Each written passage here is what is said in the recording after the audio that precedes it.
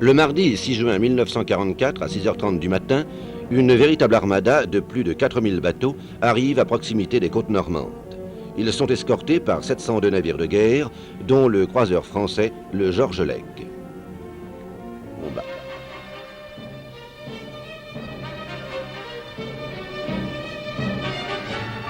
Depuis plusieurs heures déjà, la 6e division aéroportée britannique et les 82e et 101e divisions aéroportées américaines ont préparé le terrain en larguant leurs parachutistes dans les secteurs de Sainte-Mère-l'Église, Carentan et Isigny.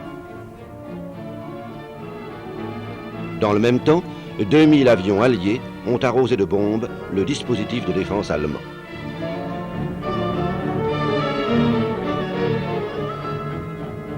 Le secret du lieu et de la date du débarquement avait été très difficile à garder.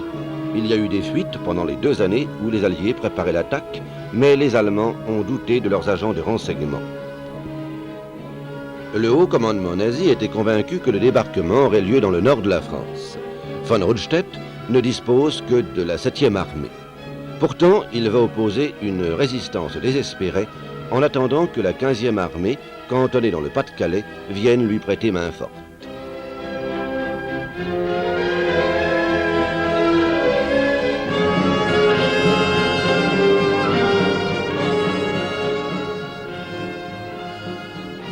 Et les troupes alliées commencent à débarquer.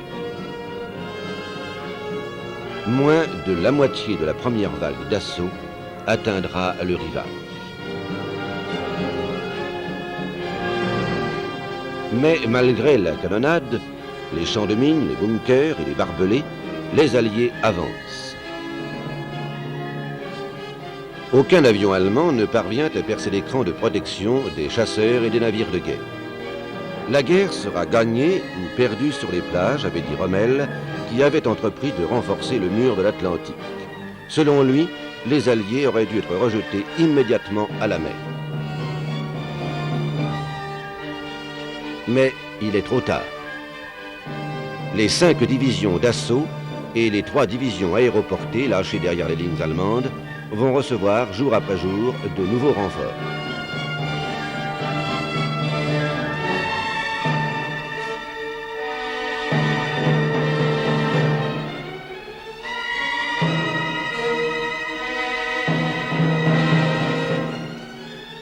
Les 2 millions de soldats basés dans une Grande-Bretagne transformée en un immense arsenal débarquent sans relâche grâce aux ports artificiels d'Arromanches et de Saint-Laurent-sur-Mer. 5 jours après le jour J, 16 divisions alliées ont pris pied sur le sol français. 1 million de soldats, 170 000 véhicules et chars d'assaut poursuivent l'offensive sur une tête de pont de 120 km de long, atteignant en quelques endroits près de 30 km de profondeur.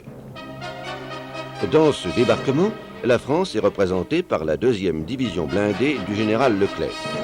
Celle-ci prendra bientôt la direction de Paris, où les résistants ont engagé le combat.